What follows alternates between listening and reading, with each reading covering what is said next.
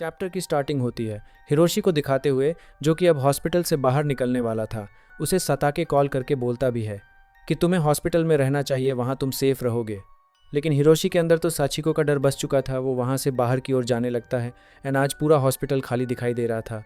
And I think Hiroshi को hallucination भी हो रहे थे कि वहाँ साचिको उसका पीछा कर रही है, जिसके बाद वो उससे छुपते हुए वहाँ से जा रहा था। उसे कुछ दूर पर साचिको कॉल पर बात करते हुए दिखाई देती है। फिर वो हिरोशी को देखकर उसकी ओर आने लगती है। हिरोशी एलिवेटर का दरवाज़ा ओपन करने की कोशिश कर रहा था। एलिवेटर ओपन होते ही वो उसके अंदर आ जाता है, मगर तभी साचिको उसका पैर पकड़ लेती है, जिसके बाद वो उसे वहाँ से बाहर की ओर धक्का दे रहा था। एंड फिर उसे बाहर करके वो एलिवेटर से नीचे पहुँच जाता है और फिर वो अपने पैर में लगी चोट की वजह से धीरे धीरे आगे बढ़ रहा था। मगर तभी उसे एहसास होता है कि वहाँ फिर से साचिको आ रही है, जिसके बाद वो एक सोफ़ा के नीचे छुप जाता है। एंड असल में वहाँ साचिको आ भी जाती है। वो हिरोशी को यहाँ वहाँ ढूंढने लगती है, जिसके बाद वो उसे ना मिलने पर वहाँ से कहीं और चली जाती है। फिर हिरोशी सोफ़ा से बाहर आ जाता है, लेकिन अचानक से वहाँ साचिको दोबारा पहुँच जाती है, जो कि उस पर हंस रही थी।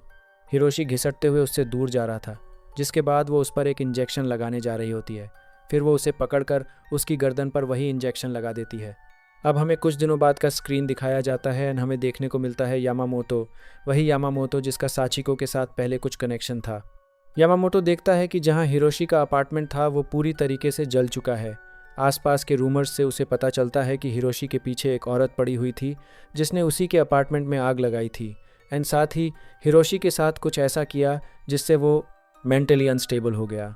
अब यामामोतो सच जानने के लिए कि आखिर हिरोशी के साथ क्या हुआ, वो उसके दोस्त सताके के पास जाकर उससे पूछने लगता है। लेकिन सताके ज़्यादा कुछ नहीं जानता था। वो बस बोलता है कि एक अजीब सी औरत ना जाने उसके पीछे पड़ी हुई थी। यामामोतो को उससे कुछ भी पता नहीं चलता, जिसके बाद वो एक जगह पर बैठकर सोच रहा होता है कि उसे सच का पता कहाँ से चलेगा। मगर तभी उसके सामने साचिको आ जाती है, जो कि उससे बोल रही होती है, मैं तुम्हें बहुत टाइम से ढूंढ रही थी। यामामोतो उसे देखकर बहुत ज़्यादा डर जाता है। एंड फिर हमें यहाँ ये पता चलता है कि साचिको पहले यामामोतो के पड़ोसी के अपार्टमेंट के बाहर दरवाज़ा खटखटाते हुए उसे दिखाई देती है, जिसके बाद सेम हिरोशी की तरह यामामोतो उसे मिला, जिसके बाद फिर वो यामामोतो के पीछे पड़ गई। लेकिन जब यामामोतो वहाँ से कहीं और चला गया, जिसके बाद वो हिरोशी को फॉलो करने लगी। फिर स्क्रीन रात के टाइम शिफ्ट होता है, जहाँ साचिको किसी मकड़ी की तरह सड़क पर चल रही थी एंड फिर वहाँ से गायब हो जाती है। और इसी के साथ ज़ाशिकी और ना मांगा की ये पूरी स्टोरी यहीं पर ख़त्म हो जाती है। तो दोस्तों अब बात करते हैं इस मांगा के एंडिंग की, क्योंकि ऑनेस्टली पहली बार पढ़ने पर यह एंडिंग काफ़ी कंफ्यूजिंग लगती है। असल में इस पूरी स्टोरी में सबसे इम्पॉर्टेंट चीज़ ये नहीं थी कि वो स्ट्रेंज वुमन आखिर इंसान थी, गोश्त थी या कुछ और, बल्कि असली हॉरर था उसका ऑब्सेशन। पूरे मांगा में हम देखते हैं कि वो वुमन पहले यामामोतो के पीछे पड़ी थी, लेकिन जैसे ही वो गायब हो गया उसने अपना टारगेट बदलकर हिरोशी को बना लिया, यानी उसके लिए लोग सिर्फ टारगेट्स थे। एंडिंग में जब हिरोशी हॉस्पिटल में होता है तब हमें ये क्लियर नहीं बताया जाता कि उसे जो चीज़ें दिख रही थीं वो सच थीं या हेल्यूसिनेशंस, क्योंकि तब तक उसका मेंटल स्टेट पूरी तरीके से ख़राब हो चुका था। लेकिन सबसे इम्पॉर्टेंट सीन आता है जब हिरोशी का अपार्टमेंट जलने के बाद भी वो वुमन वापस दिखाई देती है। इसका मतलब ये था कि वो इतनी आसानी से ख़त्म नहीं हुई, चाहे वो सच में बच गई हो या फिर हिरोशी के दिमाग में उसका डर हमेशा के लिए बस चुका हो। फिर स्टोरी अचानक फोकस शिफ्ट करती है यामामोतो पर। यही हमें समझाता है कि हिरोशी एक्चुअली उसका पहला टारगेट नहीं था। वो वुमन पहले भी किसी के पीछे ऑब्सेस्ड हो चुकी थी और अब फिर से अपने पुराने टारगेट के पास लौट आई।